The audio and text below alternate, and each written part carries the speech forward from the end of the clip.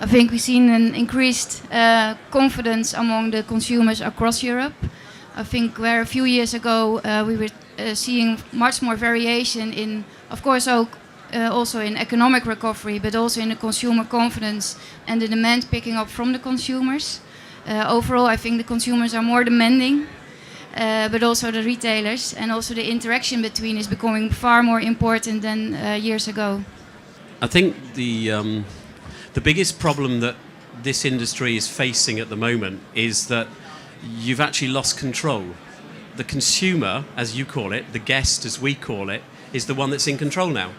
They decide what they use, they decide what they like, they decide whether they go or not.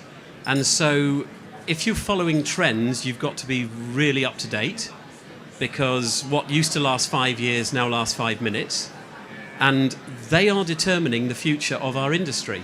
So on a scale between transaction and experience, most of retail world used to be in transaction world. You went and bought things. Now, the ones that are doing well are the ones that are giving the experience.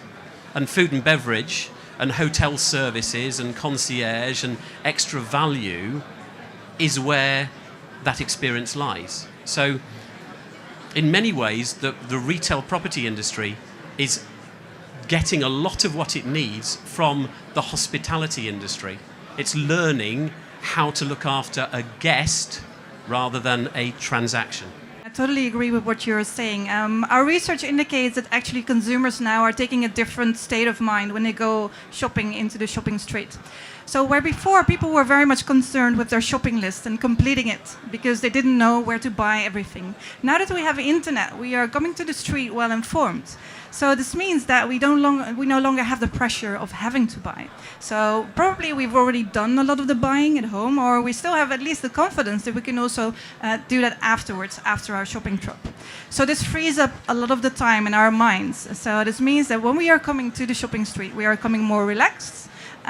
We shop in a different way. Yes, we visit less stores and we spend less time. But indeed, we're also spending more time on social interaction. Seeing people, meeting people in restaurants, etc. So it's a lot more about impulse, seeking the experience, and also selecting the high quality locations, because those those environments are more and more suited to serve for what the consumers are looking for.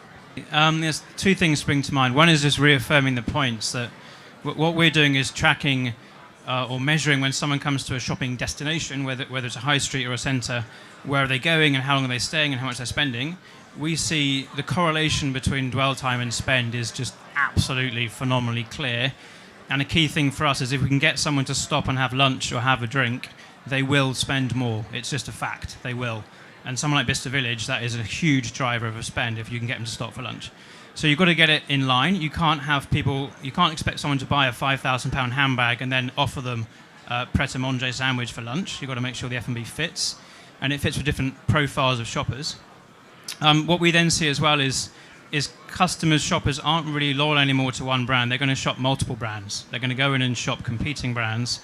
And we like to observe the behaviour. So when they go into Ted Baker, do they also go into Diesel and G-Star as well, or are they exclusive? And what we're seeing is that they're getting more and more less loyal, less monogamous, more prolific, and they're testing out multiple brands at the same time. So if you can get them to do that and to experiment in that destination and stop for a drink or a sandwich, they will spend more. It's like yes or yes.